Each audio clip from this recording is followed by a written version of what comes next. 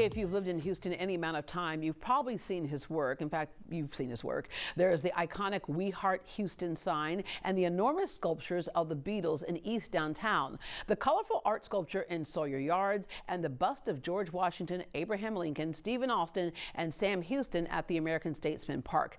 Speaking of Sam Houston, his most famous piece is the 67-foot tall sculpture of the Texas hero that stands right off the highway in Huntsville.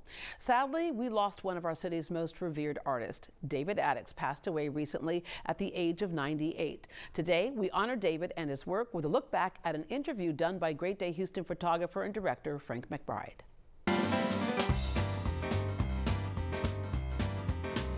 My name is David Adickes. I'm an artist, a painter, and a sculptor. I was born in Huntsville at the end of the roaring 20s, but where I was born is pretty much the meowing 20s because small town. The war came along, World War II, signed up for the Army Air Corps, it was called then, now it's the Air Force, and was sent back and forth to Paris on the Air Transport Command. I was young, I was 18, but that introduced me to art. I mean, Paris, how are you going to keep them down on the farm, you know?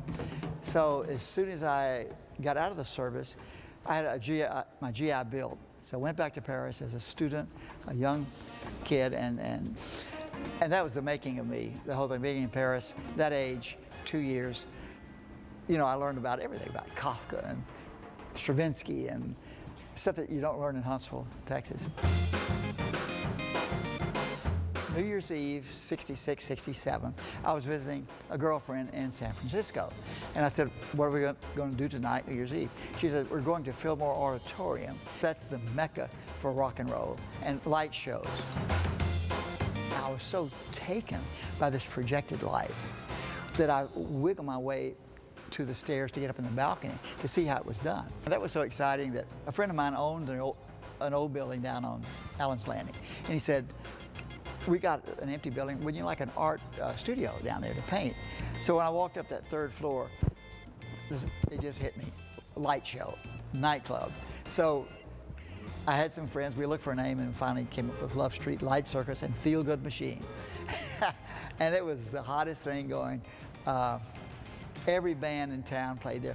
The two ZZ Top guys met there. They were in different bands and they joined forces, and the first concert they ever did as ZZ Top was at that club the next year.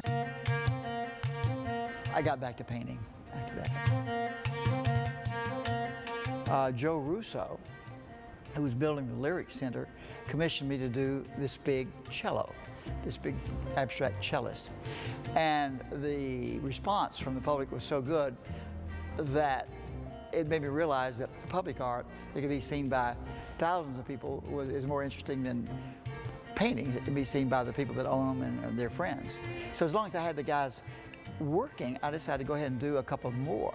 So one of them was the giant telephone that's now in Montrose, but I've got Alexander Graham Bell's face on the front of it, so we call it Big Alex. The other is the cornet or trumpet, which is in Galveston on the Strand.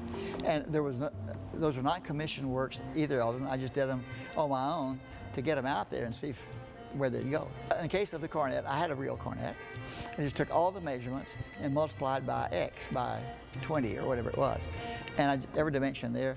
And then we just bent a lot of metal, and it's all in concrete over metal. And I took off for the summer and visited a friend in Canada and drove back through Mount Rushmore. The idea popped into my little brain when I was driving back through Kansas or Iowa or something. Wouldn't it be great to do the presidents big, but not that big, so you could have an intimate look at them? So I thought, I'll do 4 presidents. Then I thought, no, can't do 4, have to do them all. So there were 42 at the time. So I did all 42, and that's what you see out here.